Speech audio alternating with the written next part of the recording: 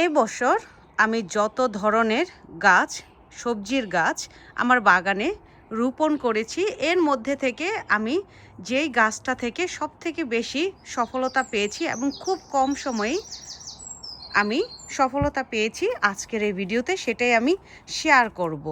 এ হচ্ছে এই বছর আমার বাগানে রোপণ করা মরিচের গাছ। তো আমার কাছে দেখুন কত ধরনের মরিচের গাছ আছে। আর তার থেকে বড় যে ব্যাপারটা সেটা হচ্ছে এই যে দেখুন মরিচের গাছগুলোতে ফুল চলে এসেছে। 4 দিন আগেও কিন্তু এত ফুল ছিল না এবং এত ফসল ছিল না গাছগুলোতে। এত ছোট ছোট আকারের গাছ, কিন্তু এই প্রত্যেকটা গাছের মধ্যে 4-5 দিনের ব্যবধানে এই যে ফুল চলে এসেছে। মানে আমি তো সত্যি কথা বলতে আমি অনেক অবাক যে এত কম সময়ে আমার এই গাছগুলোতে ফুলও এসেছে এবং দেখুন মরিচও ধরে গেছে। তো এত মরিচ গাছের মধ্যে এই যে দেখতে পাচ্ছেন ফুল এসেছে মাত্র অল্প একটু। এই যে আমার হাতটা দেখুন, এই হাত সমান কিন্তু এই মরিচ গাছ, কিন্তু এই ছোট্ট একটা মরিচ গাছে কি পরিমাণে ফুল দেখুন, কি পরিমাণে ফুল এবং কি পরিমাণে মরিচ এসেছে, যেটা আপনারা আমার ভিডিওতে দেখে বুঝতে পারছেন। এবং আমি নিজেও অবাক যে এত ছোট গাছ, এই দেখুন কত ছোট পটে আছে এবং এত ফুল এবং এত মরিচ এই গাছে কিভাবে চলে আসলো এই 4-5 দিনের ব্যবধানে। 4-5 দিন আগেও আমি এই গাছগুলোর মধ্যে এত পরিমাণে ফসল দেখিনি। এই যে দেখুন কত মরিচ চলে এসেছে আপনাদের সামনেই, কিন্তু একদম আপনাদের সামনে। তো এই 4-5 দিনের মধ্যে আমি কিভাবে এই গাছটাতে এত ফুল এবং মরিচ ধরাতে সক্ষম হয়েছি, সেই গল্পটাই, সেই স্টোরিটাই আপনাদের সাথে শেয়ার করব। আশা করি আপনাদের অনেক উপকারে আসবে। আমি যখন দেখলাম গত সপ্তাহে লাস্ট উইকে যে আমার গাছগুলোতে তেমন কোনো ধরনের গ্রোথ নেই এবং ফুলও আসছে না, তো আমি ভাবলাম যে কি করা যায়, তাহলে এখন কি খাবার দেয়া যায় আমার এই মরিচ গাছে। তো তারপর আমি যেটা করলাম, আমি যেই সারটা ফাইন্ড আউট করলাম সেটা হচ্ছে এই যে দেখুন বুটস। এই বুটসের এখানে লেখা আছে 4 times more bloom, more fruits and veg guaranteed। আমি প্রথমে যেটা করেছি আপনাদের সাথে একটু শেয়ার করি। এই যে দেখুন আমি এখানে কলার খোসার পানি ভিজিয়ে রেখেছি। এখানে আমি কিছু কলা পাকাচ্ছি এবং এই কলাগুলোকে পাকিয়ে তারপরে এই পানিটা ভিজিয়ে রেখেছি। তো আমার কাছে আরও 2-3 দিন সময় লাগবে এই পানিটা তৈরি হতে, কিন্তু আমি চাচ্ছিলাম যেন দ্রুত ফুল এবং ফসল চলে আসে এই রকম একটা সার।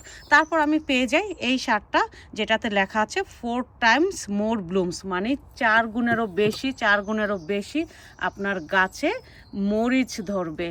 আসলেই দেখুন 4 গুণেরও বেশি মরিচ, কত ফুল। এই যে ছোট্ট একটা গাছ, এগুলো ভরে প্রত্যেকটাতে, এই যে এটা তো এত ছোট্ট একটা গাছ, কিন্তু দেখুন এই যে নাগামরিচ ধরে গেছে। একটু যদি দেখাই আপনাদেরকে, এই যে দেখুন এত ছোট গাছ, কিন্তু প্রত্যেকটা গাছে দেখুন কি পরিমাণে মরিচ চলে এসেছে।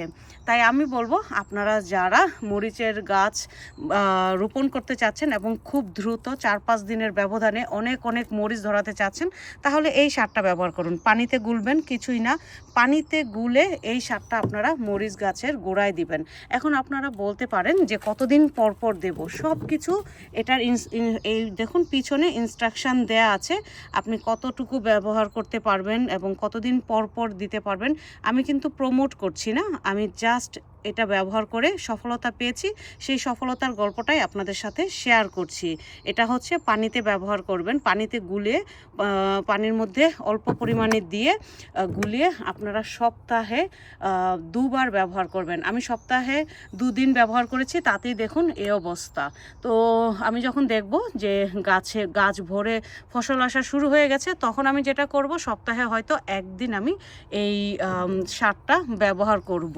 এই বছর আমার বাগানে প্রচুর পরিমাণে মরিচের গাছ আমি দিয়েছি এবং বিভিন্ন ধরনের মরিচের গাছ।